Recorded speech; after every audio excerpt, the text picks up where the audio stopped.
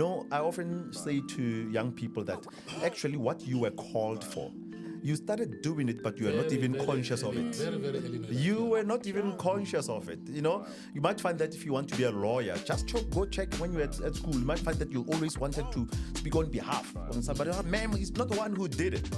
So you will notice that whatever it is that you are doing now, if you are to check, possibly you started doing it way earlier.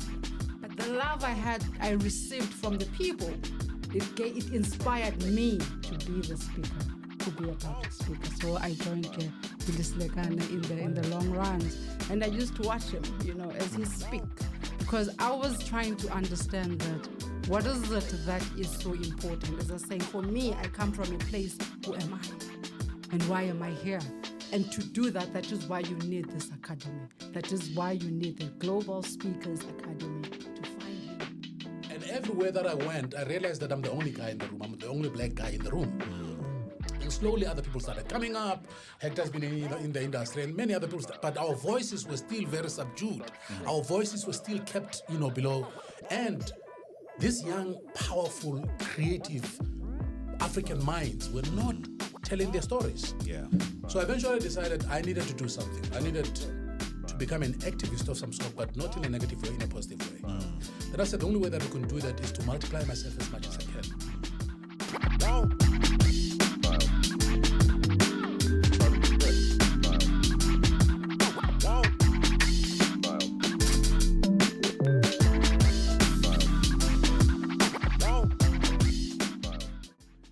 Welcome to 7X Growth Podcast. My name is Jabu Zwane. I'm actually the guest interviewer today, and it's exciting show. Normally the show is run by Christian Nyembue and Gerald Dubé, or you know him, Gerald Dubé. I'm very excited actually to have incredible guests in the studio, and we've got something exciting to talk to you about, to introduce you to invite you to. And along the way, hopefully you're going to become part of this incredible project that is upcoming. With me in the studio, I've got the beautiful, come on. This is South Africa at the end of the day, We are known for our beautiful women. And there's nothing wrong with appreciating that. Excuse me. So, we have with us Wendy. Thank you for having me. And then we have, young as he looks, apparently he started radio in 1993. 1994. Anyway, he'll explain why he started radio in 1994 looking the way he does. We have Hector the Motivator with us also this afternoon. And also we have in the corner right there, I've got weighing about 121 Southpaw, all the way from Tembisa. The one, the only, the formidable, the Oscar winner. But yeah, I mean, I call him the godfather of the speaking industry in South Africa. In my mind, that's how I think of him. We have Senor Billy Slekane. So welcome. Thank you very much. Gentlemen and lady. Thank you, Jabu. Thank you so much. Something is brewing, right? Oh, yeah. Yep. Something is brewing in the speaking industry that is about to transform, not only the industry itself, but transform our country. And the reason why we're here is to talk about it, talk about the industry, talk about the experiences, let the people get to know you a little bit more. So I'm going to actually start off right there in the corner. Gloves ready to punch. So tell us a bit more about what's happening, Dade Billy. All right, thank you, Jabu, and thank you to your viewers. And I need to give a little bit of a background of where we came from for us to get where we are today. For those of you who know what I do, those of you who are seeing me for the first time, I'm a professional speaker. Later on, we'll give you some socials for you to check my profile more. Yes. But here's where we're starting from. Africa is the cradle of mankind. Everything began in Africa, and then people migrated all over the world. And for a very long time, I've always said that Africa has forgotten her majesty. The people of this continent have forgotten the essence of who they are. And therefore, they've started living lives that are assimilated by foreign cultures that dictate the story of their lives. And for a very long time, I became a rebel that did not want to have a Western story imposed on my life. I've always wanted to find my true, authentic African voice and express myself in this trueness and this authenticity of me being an African Yes. who has so much to offer the world. Yeah. So I started speaking when I was a couple of months, you know. Really? But then I That became, is funny. then I became a professional speaker, but my journey had its own bumps. So for me, being a professional speaker and getting into an industry, I'm gonna just say it is what it is, which was white dominated. Yes. And as a black man who entered this domain, which was somehow or most of the time seen to be a preserve of a particular group of people, I became the thorn, among other people, among other ways. And I've always wanted to express myself in the trueness of who I am. But in this path, I realized that we have a lot of young, talented African men and women who somehow can't get on in life. They've got degrees, they've got diplomas, some have got LLB, some have got masters, and some even have PhDs. And I realized that most of them cannot really reach the pinnacle of their career because they don't have the ability to express themselves in a way that is authentic and true and put in their story. So everywhere in the world where I'd gone and I was on stage, I always had to. People would say, "Oh, which state do you come from?" When I'm in the US, they say, "So your accent is funny. Which state do you come from?" I said, "No, I don't come from the US. I come from South Africa. Not actually South Africa. I come from Tembisa." And I'd show them how the world. This is the world, This is the galaxies, and this is planet Earth, And this is Africa, and this is South Africa. We're the only country in the continent that does not have a name. Yeah. Our name is a geographic location. We're in the south of Africa. So I say, "This is the south of Africa, and this is the place that called Johannesburg, and I come from this place called Tembisa." And most of the time they would not believe me. So, and everywhere that I went, I realized that I'm the only guy in the room. I'm the only black guy in the room. And slowly other people started coming up. Hector's been in the industry and many other people, but our voices were still very subdued. Our voices were still kept, below. And these young, powerful, creative African minds were not telling their stories. Yeah. So I eventually decided I needed to do something. I needed to become an activist of some sort, but not in a negative way, in a positive way. Then I said the only way that we can do that is to multiply myself as much as I can. And how would I do that?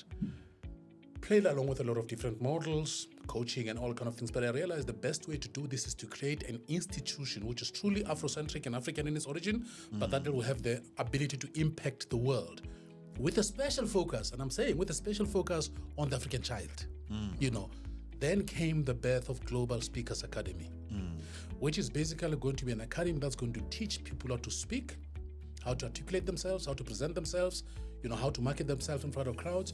But here's what is our underlying philosophy in their own authentic way.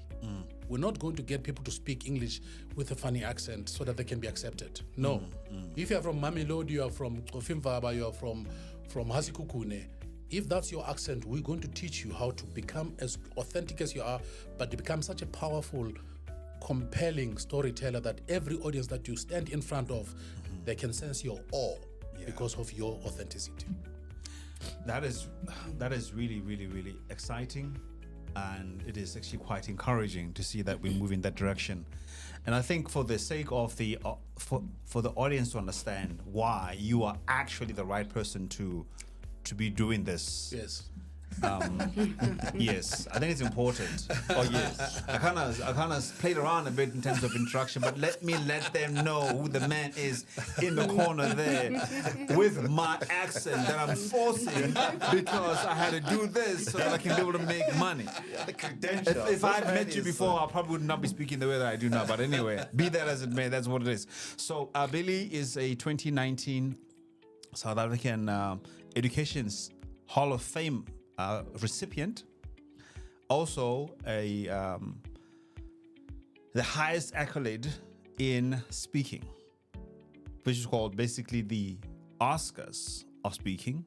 In 2014, EXPY Award, and then we also have him as the Certified Speaking Professional (CSP) by the National Speaking Association of the USA in 2011. Distinguished Tembisen, I love that. Distinguished Tembisen in 2014.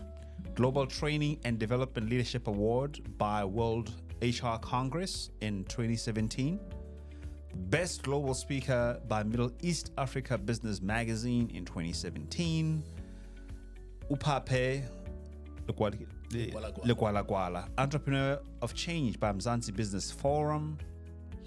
We have South African Speakers Hall of Fame.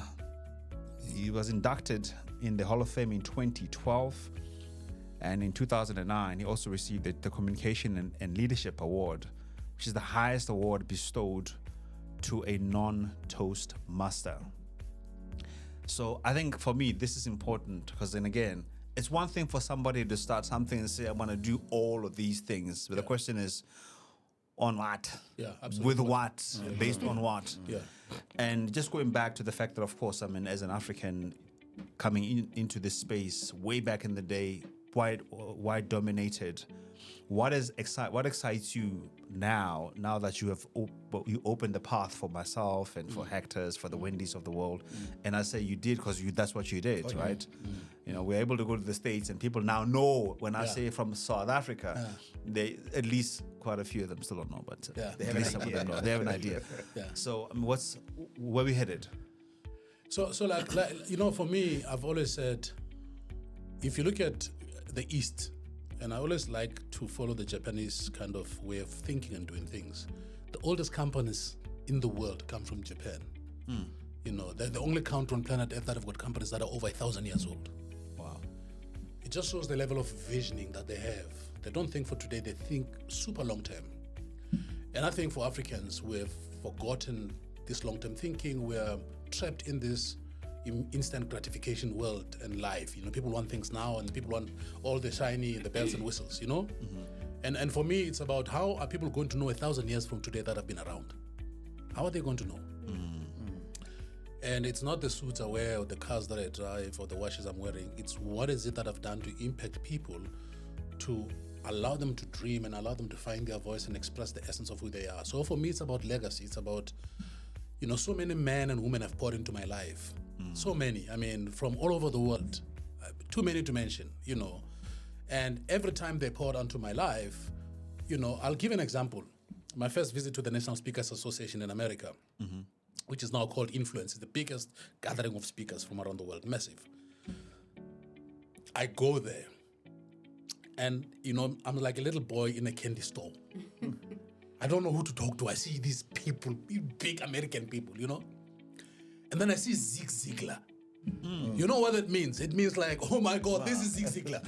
And I go to Zig Ziglar, you know, and I face him and I look at him. And for, I think, it almost felt like a year. I couldn't say a word. I couldn't speak. I didn't know what. And then I say to him, good morning, Mr. Zig Ziglar. You know what he does? He stretches his hand and he says, call me Zig. And he hugs me. I mean, this is a massive guy like this. And I literally melt inside of this guy. I mean, that hug felt like an ordination of some sort, you know? Then after that, he says to me, so who are you? And I tell him why I'm from South Africa. He says, how can I help you? Oh my God, Zig Ziglar asks me, what can he do for me? I mean, we spent 45 minutes and I ask him, like, my mouth is shooting a million questions. He's giving me amazing, amazing answers. That 45 minutes felt like 45 years, like I was sitting underneath a guru for 45 years and just drinking from their well of wisdom. Then I said, so if this is how I feel about meeting a guy like this, who I'd elevated to such a demigod, and then he comes humbly and says, what can you do to help me? I need to pay it forward as much as I can. I need to meet this young man and young woman, and I need to ask them the same question, how can I help them? You know, because the truth is, there's nothing special about me and the next guy. It's that I've done things that they have not done. That does not mean that when they get to do their thing, they're not going to get to where they want to go. So we can't look at people in a judgmental way. So for me, it was, how then do I really give back? But give back authentically. You know, like, don't give and take pictures and say, hey, I've given, you know. Don't give. Just don't give. So for me, this academy, it's going to do exactly that. It's going to be giving back. It's a business, by the way, Yes. but it's an altruistic business. So we're going to create value by doing exceptionally good things and uplifting the dream of an African child and giving them an opportunity to express themselves so that they can get ahead and live the life that they know they can live. You know, so that's what it's about. And and yes, I'm the founder of this business, but it's not about me. Yes, it will work. It will step on my foundation to going up. But as it grows, I'm going to diminish. You understand what I'm saying? So as this academy grows, and like, we told you we're launching in South Africa and a few provinces, then we're launching in Namibia, then we're going to launch in Nigeria, and so it will go. Eventually, when it becomes global, when it really becomes what I know it can become, I will diminish, and I'll just become one of the guys that teaches, because I love teaching people and letting them understand how to do this. And that's it, Jab. It's about legacy. And if Africans cannot think in the way that Japanese think, in a way that says, we've got to create institutions that will outlive us. One of the saddest thing, Hector, I was in Philadelphia many years ago, and I went to TOP, the Sounds of Philadelphia Studios. And I actually have pictures, I'll show you the picture. And I'm there and I'm buying souvenirs, and then this guy walks in, this old guy walks in. I'm thinking, I know this guy. Then, oh my God, this is Billy Paul. And I go to him and say, hey, you are Billy Paul? He says, yes. He says, who are you? I say, my name is Billy. He says, oh, Billy, my man, come, let's talk. We spend 4 hours like having this amazing conversation about music and about life. 5 years down the line, I come back to the US, I go to that place is closed down. What? The Sounds of Philadelphia is no more there where it was. Man, and I'm thinking that's one of the biggest, and after Motown, I think. Yes. I think after Motown, music production Yeah, houses, OJ's, Billy Paul. I mean, you name it. It was run by John Hart and Kenneth Campbell. I mean, Yeah, oh man. so Wow. for me, I'm saying as Africans, what are we doing? We must build institutions that are going to outlive us. And Global Speakers Academy is exactly that. We're building an academy that will be here 1,000 years from today. Come on now. In a different format, but it will still, these founders that founded it today, they will be in the walls 1,000 years from now. And a young man will say, I'm an astronaut today, I'm a microbiologist today, because these people took me in and taught me how to express myself. And today, my dream has become a reality, and I'm touching and transforming other people. That's what this game should be about. Awesome. Good. Exciting stuff. So I'm going to move on then to our sister Wendy. Let me just give a bit of introduction of who you are. You are an entrepreneur, and you are operating in the space of interior design. And the next thing you know, you find yourself in the speaking fraternity. Yes. How does that come about? Interior design was such an exciting journey because I was born and raised in the villages of Kuzingotu. So public speaking, it was something that was not part of, a career choice. So now when you embark on interior design, that when it wanted or it demanded the presentation skills, meaning now you have to be a public speaker. But, when you're interior design, it didn't come easy. The vocab, my teacher couldn't even speak the English. I had to really, really invest in reading books to finding me. But mostly it was, when you watch your Billy Slekanas, when, the likes of that, doing it so easy. But for me was the question of who am I and why am I here? So interior design became a space that was not enough, because I also felt that I have a beautiful story to tell. I have a child, probably back in Zingotu and any other villages, that when they see my story and understand that sometimes you can teach yourself and be the person you want to become. So public speaking came about that when I got invites, because I used to run my own factory. So I used to design the furniture, and people say, come and do a keynote, talk about your industry. But the love I received from the people, it inspired me to be the speaker, to be a public speaker. So I joined Billy Slekana in the long runs, and I used to watch him, as he speak, because I was trying to understand that what is it that is so important. As I was saying, for me, I come from a place, who am I? And why am I here? And to do that, that is why you need this academy. That is why you need the Global Speakers Academy to find you. Because voice, it doesn't just come from your lungs, but it is inspired by the energy of your whole being. It comes from an identity. Yeah. So that is why we're inspiring everyone to speak, so that you can find your uniqueness when you are speaking from the true vibrations of your soul. And then you understand that for you to be on earth, it's an inspiration. Whether you call it God or your ancestors, someone was inspired. So for you to do that, you have to find yourself. But now as women, again, we've got so many layers of pain, which I also had, losing my parents when I was pretty young, and my brothers. So there was a lot of clutter. I would still look for this voice and I wouldn't find it. But I had to cry tears of saying, I am finding me. So it's quite an honor. It's quite such an amazing journey to be sitting with these big guns that are surrounding me with so much love. And yes, it is all about it's possible. It can be done.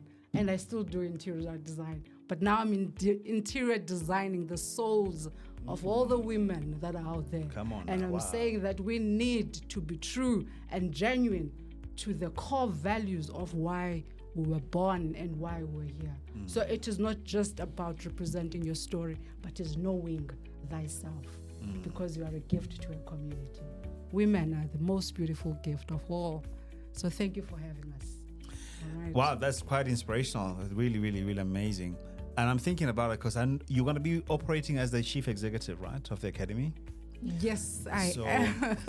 So I am. the question that I want to then throw at you is this: then how do you envision, something like speaking, like being able to articulate yourself the way you are? Somebody's out there as an entrepreneur, maybe they're an executive, maybe they are a leader, but they struggle to, to articulate themselves in a manner that you have. How do you envision that this type of academy can be helpful to those people? No, it's quite because we've got a lot of experience. As I say, I'm coming from a very low self-esteem person. Firstly, what really we need to understand when presenting yourself is to see yourself, as an individual, and you have to see your story. What is it that you want the world to have? So if you're an entrepreneur and you are struggling with that, you have to feel your voice. Where is it coming from? And what is the message that you want to drive to the people? What is the core thing that you feel it is a gift to you? Because without that, then you become other people.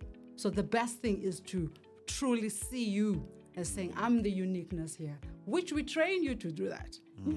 There's so much meditation that is going to be happening. There's so much voice training that is going to be happening. But mostly you need to find you within you, because the voice, it is within everything that you are. Yes, so you've got to see that. I love that because I'm also a firm believer in how identity is so crucial to your voice. And it's interesting that you were mentioning also in terms of the history that colonizers from as long as time can immemorial, whenever there were those wars between nations, the first thing that they would do is change your identity. Of course, Because that takes away so much of not just who you are, your soul away, right? And I'm thinking about you now, Hector, from the times of Bob TV and Bob Radio and being in the space of, again, speaking and being the voice for other people. How important is it that someone like you with the kind of experience that you've got be part of this type of legacy work? Billy said a lot of things about how the Japanese plan, into 1,000 years. And unfortunately, that's not how our businesses operate in Africa. And that's heartbreaking. When you look at, you'd find guys, let's say Billy and I, or, some 3-4 guys, just think of some of those consortiums. Or is this consortia? I don't know, whichever one is correct, would be put together. And then a few months, not years, a few months down the line, how so-and-so has left so-and-so, and then this one is started their own little spaza shop in their little corner. And you get to wonder, what is wrong, really, with us? Now, back to your question, how important is it that we should be doing what we're doing right now? I think because of what has happened to a black child, to all of us, it's important that we restore that. And for me, Billy, thank you so much. When he approached me about Global Speakers Association, Academy, I saw it as a platform that would enable us to leave a legacy, to build the confidence of all these young people, and to show them that it's possible. Because, most of the young people just want to see you doing it. I mean, I'm from a village, Madidi, which is not so far from where we are right now. And growing up in an environment like that, you get confused sometimes. You know, you're looking at a television, you know, that we used to watch, you know, with a battery. I don't know if you have that kind of background. Yeah, I think you were alluding to my age earlier on. There. So I'm that generation that used to use PP10 and PM9. You know, and then sometimes, you know, using a generator. So that's why I'm familiar with a generator during load shedding, because that's where we started with power, you know, at home. And when you are in an environment like that and you get to hear Michael Jackson on radio. That's your first experience, not seeing him dance, just hear him on radio. And then you start having these dreams. And you know, at some point, people will tell you that it's just delusions of grandeur, that, that's not possible. But there's this thing in you, man, that says, this is what I want to do. I want to go into the world of entertainment. I believe it's really possible. But then the environment that you find yourself in, you find that is so confining. And that's why my fight in that village, Madidi, was to get out and go to Mabopane. And you know how it was, Billy? When you are in my village, you could see the lights. Mabopane. But why aren't there lights here? I want to go there because you have a candle. You just go outside, then you see the lights, and then you come inside the house again to face a candle. That my fight was, I want to go to those lights. And fortunately, I had an aunt who lived in Mabopane. And when I went to grade... you see now, the age thing, grade 11 and 12, which is done at 8 and 10, yes. I went to live in Mabopane, and I got to meet some guys I used to see on TV. And I realized that, these are real people. These are human beings I can touch. I went to school with some of them. I saw them on a program called La Poloja. And they'd go there and do the break dance and everything. And I was like, I want to be like these guys. And then when I went to Mabopane, that brought me closer to the dream. Wow, okay. Then eventually I appeared on La Poloja doing breakdance. You know, it's just like, wow. We're all the way on La Poloja. You know? I was like, this is possible, you know? And then the next dream, now that I'm here in Mabopane, there are lights, you know? You can switch on the light in the house and you see a television. And then you see Bob Mabena. He used to present a program called On the Beat. Come on. On the Beat. And I was like, what? I couldn't believe what I was hearing and seeing with this guy. And I was told it from a township, Attridgeville. And I thought, these are things for Tembisa, Attridgeville, Soweto. I'm from the dusty streets of, I'm from a village. Is this even possible? But that seed was planted in me that, you know what? You can do that too. And I thank God that I believed it. That, you know what? I can do what Bob is doing. I may not be speaking like him, because when I listened to him, I was like, there's no way I can speak English like that. Right. Although I loved it, by the way. How I got into the industry, by the way, Billy, it started first with debate meetings at school. I didn't realize that, you know, I often say to young people that actually what you were called for, you started doing it, but you are not even conscious of it. You were not even conscious of it. You know, you might find that if you want to be a lawyer, just go check when you're at school. You might find that you always wanted to speak on behalf of somebody. Ma'am, he's not the one who did it. You know, so you will notice that whatever it is that you are doing now, if you are to check, possibly you started doing it way earlier. And I found that, those debate meetings, those enjoying doing recitations, actually, ke rustation. So, rustation. You know, and I enjoy doing this rustation thing. When young people, when my classmates were terrified of going on stage, and whatever the reasons, why it's important, I'm still answering that. I'm long-winded, but I'm answering you. That it's important because public speaking has been highlighted as the number one fear in the world. Before death. Death comes in at number 2. Snakes and fear of spiders. Number 1, most executives, they'll tell you that, look, I'll run this company, I'll bottom line, I'll give you money, millions, billions, but please don't ask me to go and speak. And that's why a platform like this needs to be delivered. Some young people out there are not in corporations, are not in top positions, not because they're not brilliant, simply because they cannot express themselves. And this is why it's important for us to come here. When I went to join Radio Bob, fine, I had that youthful zeal, but I realized that there's a lot of things that I needed to fix I'm just grateful that naturally I always had that confidence, and chacharak, as people would say, I just believed that I could do this thing, I could go to Radio Pop, and I went at the age of 17, and they turned me back. They said, "Hey, Mona, go back to school. Can you even hear your English?" I think that dust from Madidi, from my, from my village. But these guys were, and I thank them for that. They said, "Go back to school," and this lady, she's still alive. I have to credit her again, Cynthia Chishimba. Now she was Poko, then she was a PRO during the days of PRO, like remember the Louis Chagwanis and the companies had PROs, public relations officer, and she came to me because she could see the zeal and said, "Young man, go and read whatever you come across, just read." And I remember my aunt used to collect Reader's Digest. Yes. The smaller magazines. But I finished them. Boom. That's why at the beginning of my career, I used to use those big words from Reader's Digest. Then I realized that's not how normal human beings speak. Keep it nice and simple.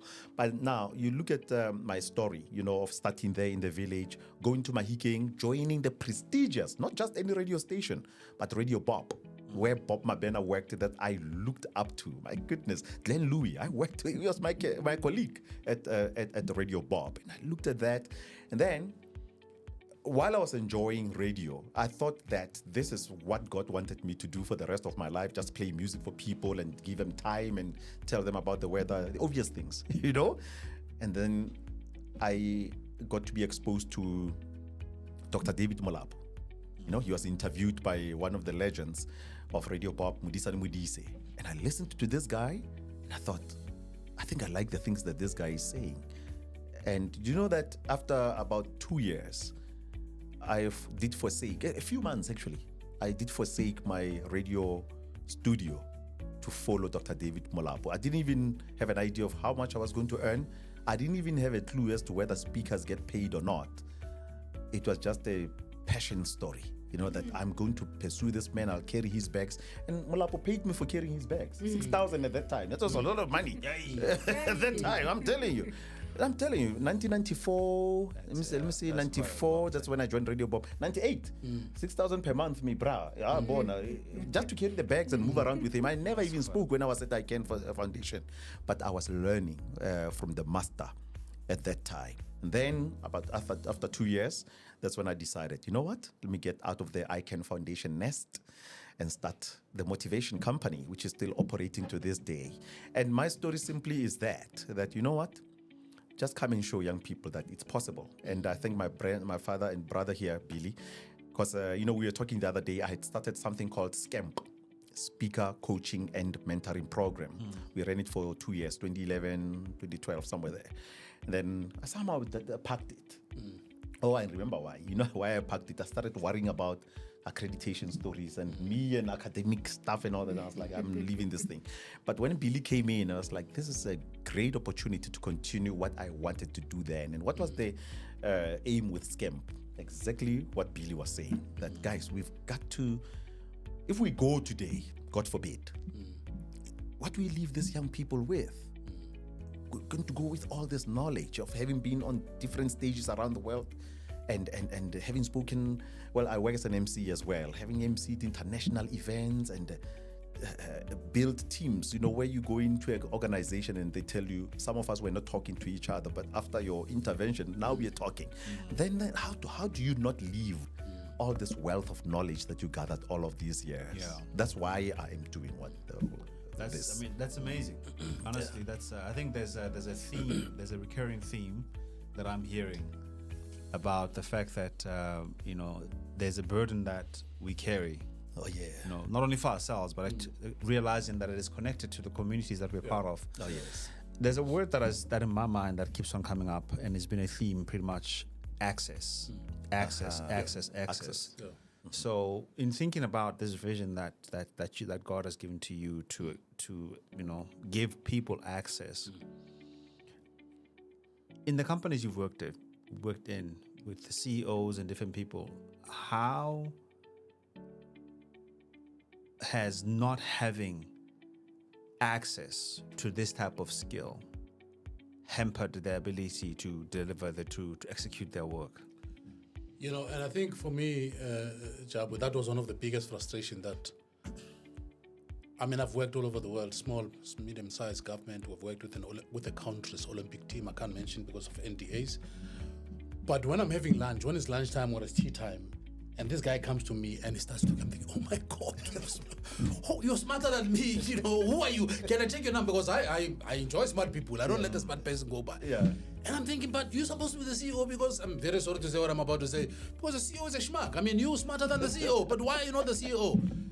It goes back to one thing, the inability to articulate yourself and stand in front of a group and sell a vision.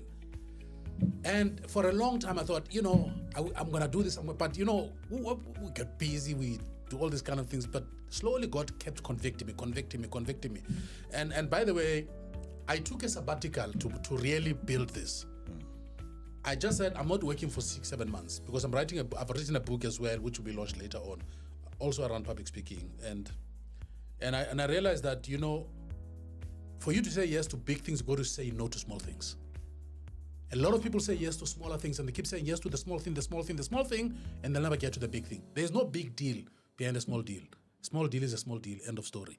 And a big deal is a big deal. Wow. And I realized that for me to really build a massive legacy, I've got to, you know, the word passion. People don't understand that the word passion actually means pain. In etymology, the study of the origin of words, the word passion comes from Greek, pascho. It means the willingness to feel painful. And people say, I'm passionate. They think it's, you know, red roses and Valentine. Passion is, so my passion for this, I had to feel the pain, you know. I had to, I mean, for 7 months, I've never earned money. I've been writing the content, writing the concept, consulting with guys from around the world, say, does this make sense? And do I change this? Should I call it this way? Does it mean, you know, researching the names and long nights, Jabu. Like at some point in time, I'll be sleeping at 2. 3:45, this idea would come and I'll be up and rush to my flip chart because I'm a flip chart guy. And I'd rush my flip chart and I'd write and I'd go and sleep and not even remember what I wrote. And the next one I'm thinking, oh my God. And in the writing of the book, I was also doing this science and technology around speaking, you know, the one that I told about. And I had this the thing that I teach, platform mechanics. And I said to myself, can this not be given a name? Can I not come with some phraseology, you know? Then I started thinking about the Pareto principle. I started thinking about the Fibonacci sequencing. Then I said, I need to come up with something super smart. I must call this thing something. And 1 o'clock, I don't have an idea. 2 o'clock, I've got no idea. 3 o'clock, nothing. You know what I did? I put on my headphones and I put on my shoes and I walked for an hour and a half. When I got back to my apartment, it was now... This is within the estate. Yeah, this is within the estate. I can't walk there. The church is going to come and sort me out here. When I come back about 4:45, still nothing. Then I went to bed. But you know, when you've got this thing that is bothering you, you never sleep. I was tossing and tossing, Katsuwa.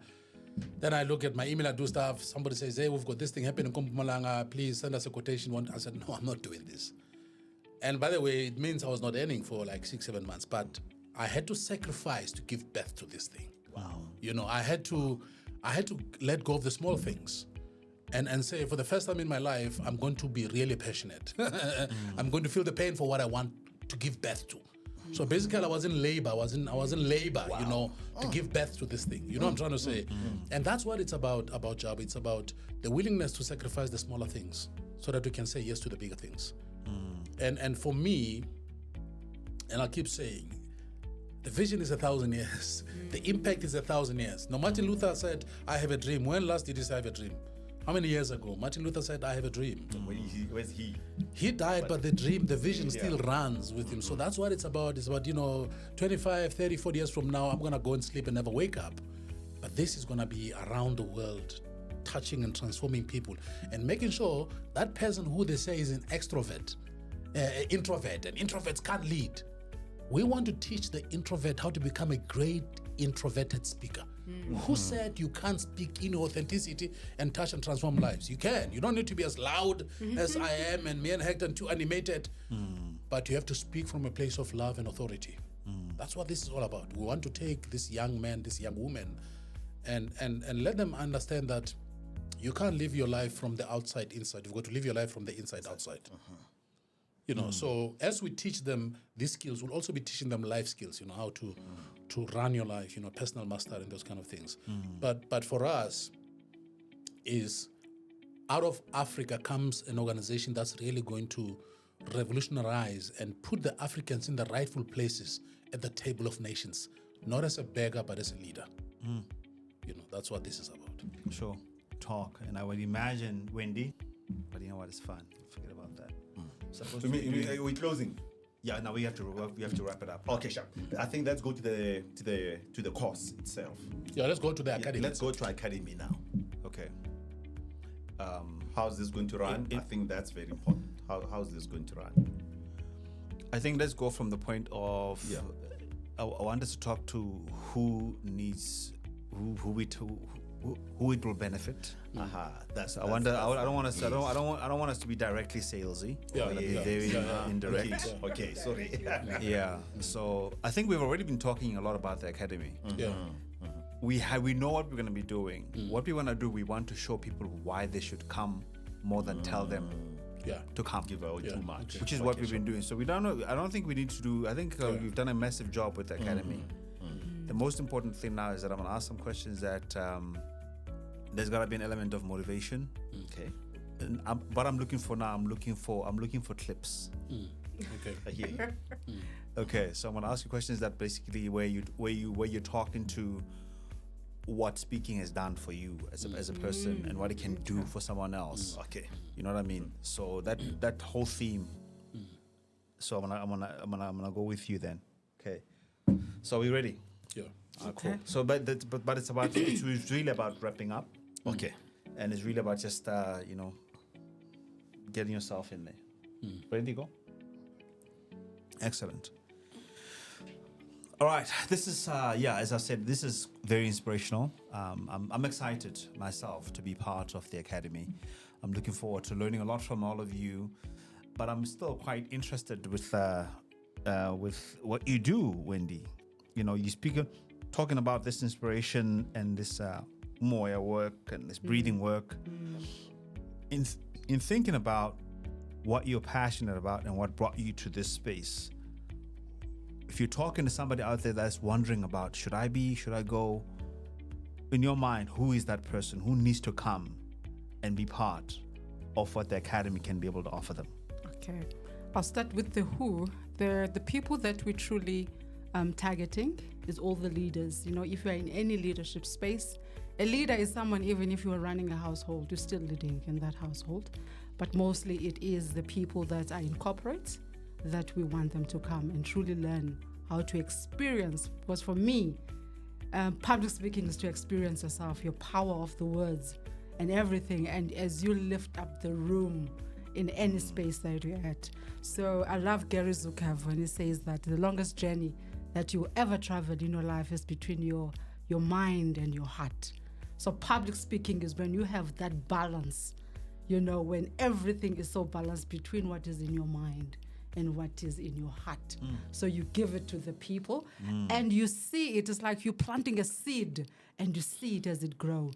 And you will know exactly when is it to nurture it, when is it to reap what you are sowing.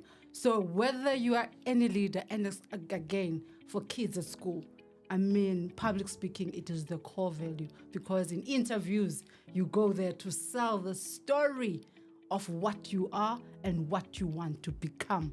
Sometimes in life, we have to go past the past, you know, the pain. That's where we come in, because the voice doesn't need that.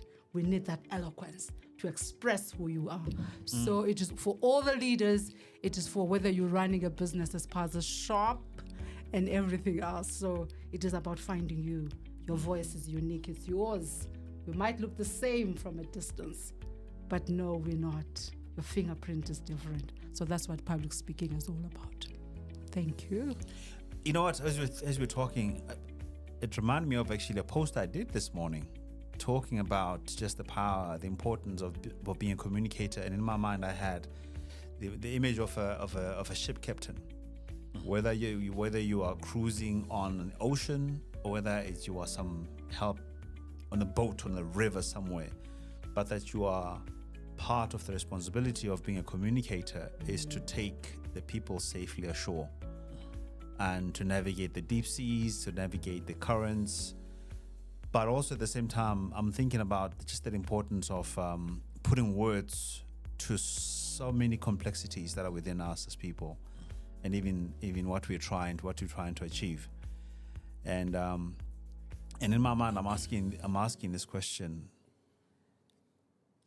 Obviously, the people that can benefit from this academy are struggling. Yeah, they're struggling with communication.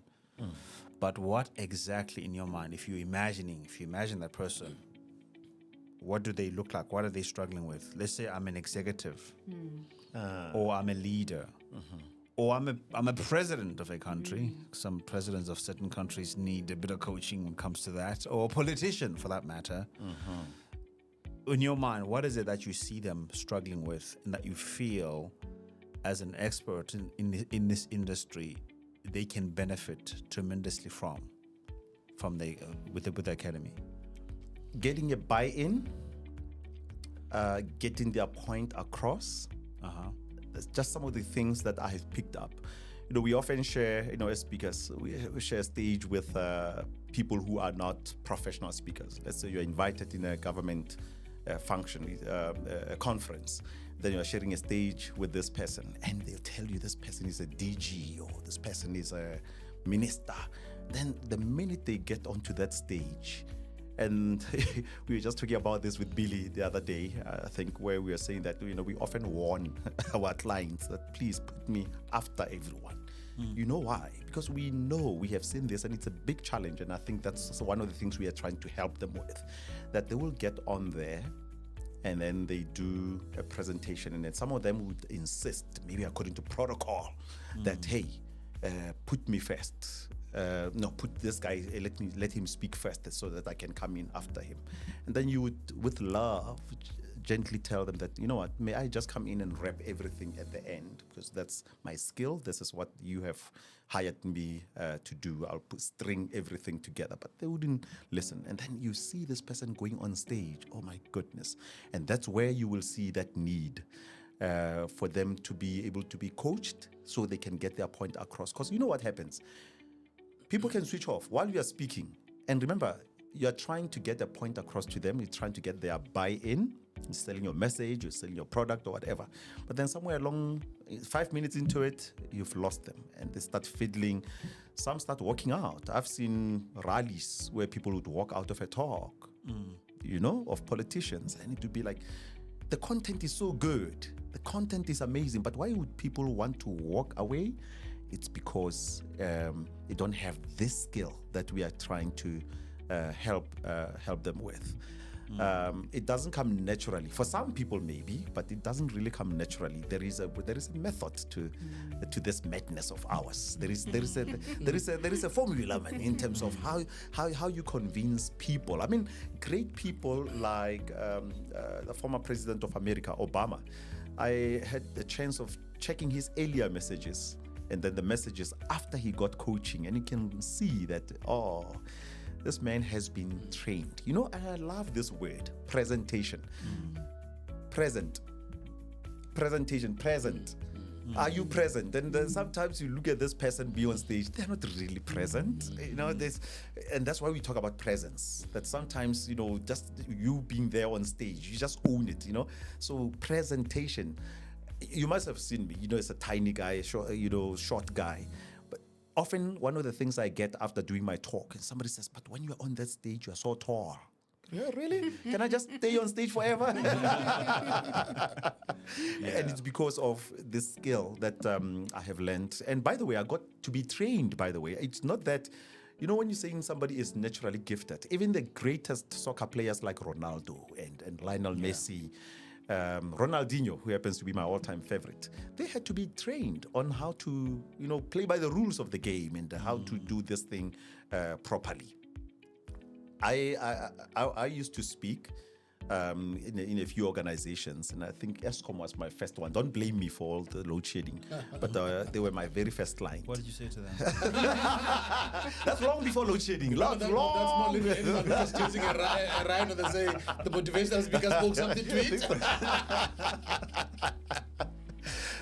So then a few years into this, let me see, 99, I think about 2-3 years into my speaking career, I get an invitation by a company called BPS, Business Presentation Skills. They invite me and say, you know what, we're looking, they were honest with me. We're looking, Beth and Galvin, yeah, and Sue van Rensburg. They said that we're looking for young black. We're not going to lie to you. We can't get business any longer in the government because we don't have black facilitators, and we've spotted you as one of the potential people who can come and help us do this. And I said, what are you on about, guys? And he said, no, come, let's show you. They called me in there so I can be, train the trainer. Exactly what we're going to do here, train people on how to speak. But they said that before you train others, we need to train you. I was nearly offended. And I thought, you train who? Do you know who I am? But then as soon as, because how they do it, they used to do it there. Of course, they closed the company, so we will use some of the approaches because those are very good. You get to attend as a delegate and you participate. And Billy, I asked myself a question. How did I survive the last 2 years speaking without these skills that these people are teaching me? And it's usually the simple things like introduction, body, and conclusion, and then body language, and how you dress. And I thought myself, my goodness, I feel for the audiences that experienced me before this experience over here. So they trained me. I mean, they took me through about 3 months of training, thorough training, to train other speakers. And I realized that this skill is needed by everyone on planet Earth. Yeah. When you was talking about students, I often wonder, why don't we have this as part of the curriculum? But that's our business now. They were waiting for us. They were waiting for us. Now. Yeah, we're here now. We are here. When we grew up, we used to have debate meetings. I'm not even sure. I haven't heard my kids talking about debate at school. And that's a critical skill to have. To be able to, like I said, present yourself. Have that presence when you are on stage, and that's what those who will be coming into this course will be helped with. They need it. Awesome. That's what we've seen over the years. Like I said, we share stages. I mean, if it can be tomorrow, even if it can be tomorrow, you will see that there's no structure. The PowerPoint slides are wanting visually. And then you feel like, my goodness, I wish they called me. I wish they called me to help the speaker before they could unleash them on stage. So that's what we want to help the market with.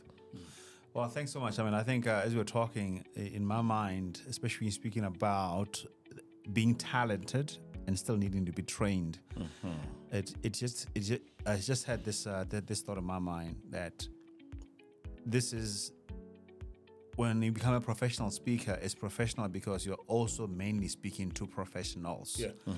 And it's a whole different story altogether when you are playing, let's say, soccer with your friends and with everybody in the village. And when you get onto that professional stage, when now you're being watched by professional audiences, which is not just everybody that thinks, oh, you're amazing because you speak better than us. So thanks for bringing out that point. And in closing my mind, one of my favorite speakers is a preacher, T.D. Jakes. Oh, yeah. He said something that I think when I started this journey that stuck to my mind. We said that the danger with speaking is that as soon as the words leave your mouth, you have no control on what happens to them. You have no control. Like when it lands into somebody's mind, they decide to do with that information what they want to decide. I think one of the books that he wrote recently, Don't Drop the Mic, he talks about that a little bit. Is there a science and an art to speaking? Is it both? Is it? You know what I mean?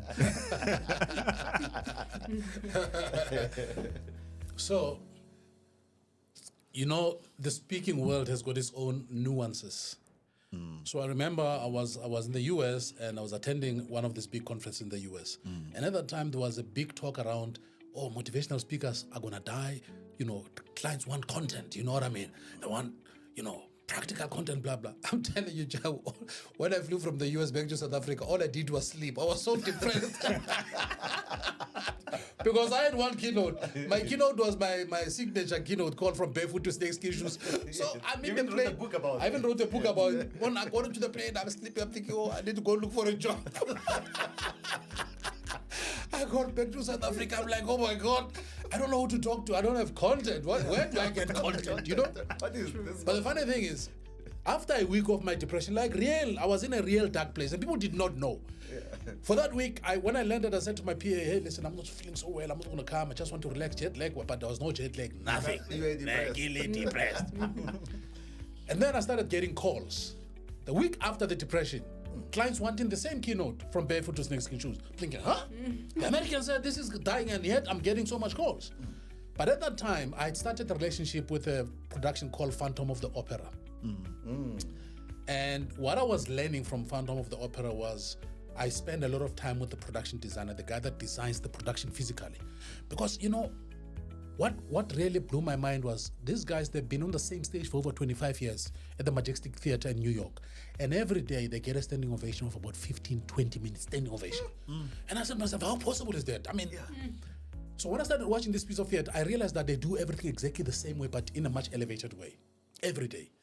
Then I requested to see this guy, and they were nice. No, you can come tomorrow, you know, he gets here early because he's got to fix things. So I went and I said to this guy, you know, please, what do you do? What is your job? And this guy says, well, I take the script, I make it physical. Where the light must be, where the furniture, blah, blah, blah, who's coming this way, and then the director was going to make that. I said, oh, wow. But at that time, they were using masking tape on the floor so that the actors should know 3 steps, I'm singing this chapter, 2 steps that way, I'm this, you know. So at that time, I had learned so much about this, but then there was a thing, how do I translate that into the speaking world? So for years, I'm talking years, more than 5 years, more than 7 years, the transition I was always in my head and I was struggling. And then one day this thing hit me. We're in the UK and there was a guy speaking on stage, a guy from Ireland, Scotland, his name is Sean Weifer.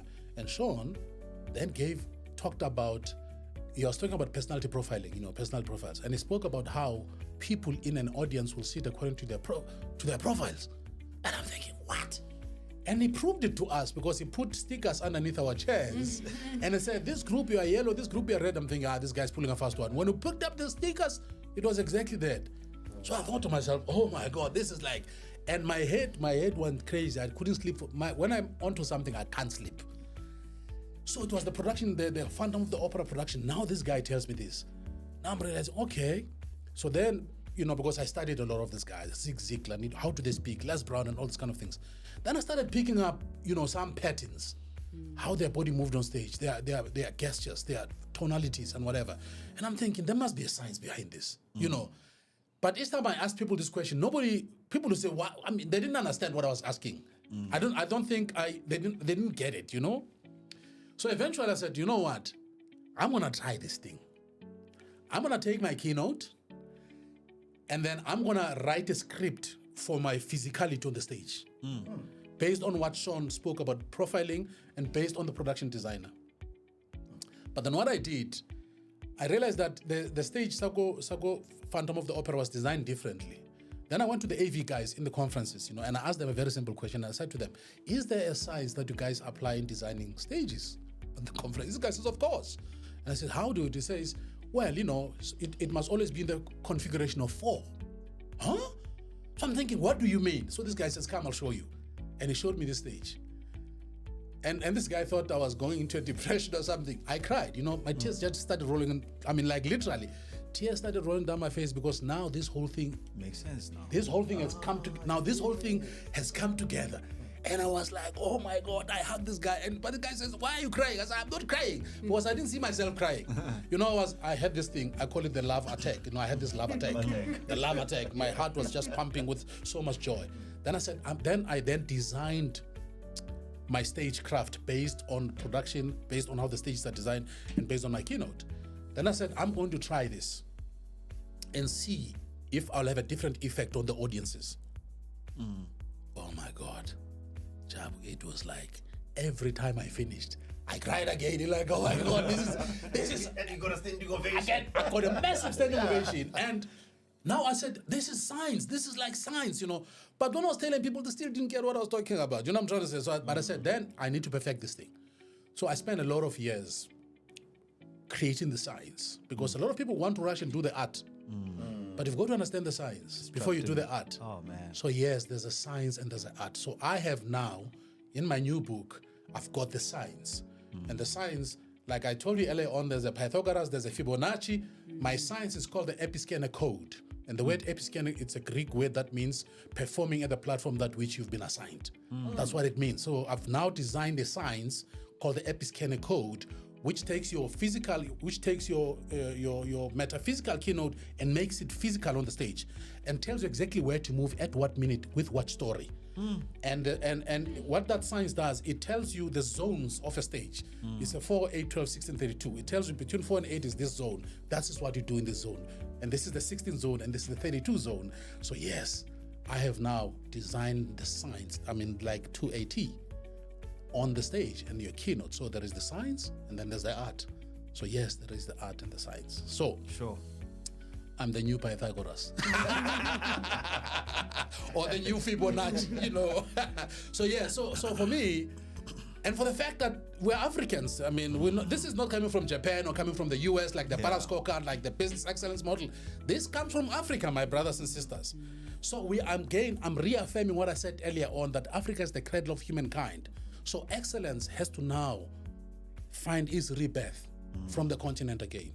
So that's what this academy is going to do. For the first time, we're going to put science and show people that we're going to use science to help you become an amazing presenter.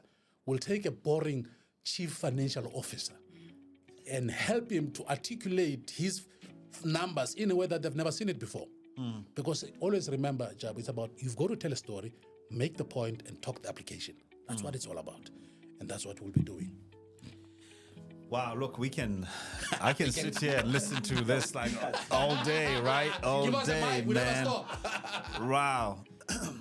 No, I love that. Because I'm a firm believer in the art and the science, and exactly what you've spoken about. That the science gives you that powerful structure that then gives your art the freedom. Yes. Because for me, the art is the authenticity, it is the custom, it is that intuition, right? It is that what is applicable to you. Yeah. With the word that you've been talking about the fact that you got to speak from who you are, and that is the art of who you are. Yeah. But when you get onto the professional stages, obviously, profession in itself is framed on the science. Yeah, because I say to people, science is constant and art is flair. Yes. So when you make an experiment in science, you want to get exactly the same results, putting exactly the same ingredients. Yeah. But with art, the expression becomes different. There's flair. You can play around with it, but you can't play with the art unless you understand the science. I'm gonna show you the model that I have, and I think you're gonna love it, on the art and the science. Because it was quite fascinating. It's fascinating that you actually bring that to Africa. Because I've always felt that traveling to the USA with a bunch of preachers, right, and then different countries, and I'd always feel differently. I don't know whether it's because we look the same, but whenever an African preacher gets on the stage, even on the globe, it will be. There'll be something very different. There will be something very unique and authentic. Whereas I would normally find a certain level of consistency, of course, with the more Western preachers. There'll be element of consistency. You could almost predict what everything would be, right? And on the other hand, with the art, dangerously so that without that science, though, it is unpredictable. It can get unpredictable, and you can go on and on, and you can't go on and on and on, even today, because the science says we get a certain amount of time, right? So, closing thoughts. Oh, please join us in this academy to truly find you and experience all the truth about you. Women, we are powerful Mbogodos. So this is our moment to shine, to lift ourselves and be part of this. Join us and visit our website. And thank you so much for having us. We truly enjoyed our time here. All right, thank you. It's been fantastic. I really enjoyed, having you guys, and I'm looking forward to working with you all. Yeah. And then let's change the world together. Absolutely. Brother Hector, the motivator, but I'm going to have to put on a science structure to what you are about to say. All right. So, scientifically, my brother, you don't have more than a minute. And in a minute, you speak up to 160 words. Okay? So, you got 160 words to say what you're going to say right now. There you go. Over to you, sir. Speaking can be a profitable business also. So come and find out from Global Speakers Academy how you can turn your speech into money. Love it. Look at that. He can do it. He's a professional speaker. That's what happens when you give the structure. That is legal. Parting words, parting shots. The world wants to hear your story. The world wants to be inspired by your journey. But unfortunately, it can't happen unless you know how to articulate that story. Come to Global Speakers Academy. We will elevate your voice and it will become impactful. Wow. I nearly thought you were going to say your voice will translate into an invoice. Like I've heard some of our friends say. Well, ladies and gentlemen, thank you so much for tuning in and for being with us here on the 7X Growth. What I'm taking from everything that we've spoken about today is that a lot of us have greatness that is trapped within us, but because we are unable to articulate it, many of us will never get to benefit from the greatness with which we have been born. For me, it is exciting to be in this situation where I'll be in places with people that have done this for many, many years, but also have the heart to share from the depth of their knowledge, their resources, their skills, and experiences. And that is what is exciting to me. I've observed over the many years as a pastor, as a coach, as a speaker, as a counselor, as a community leader, how an inability to say simple things has actually enslaved so many people and actually hampered their ability to succeed in life.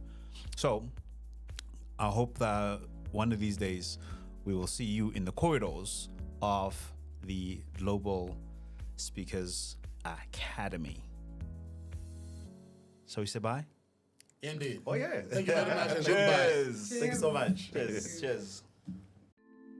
Files.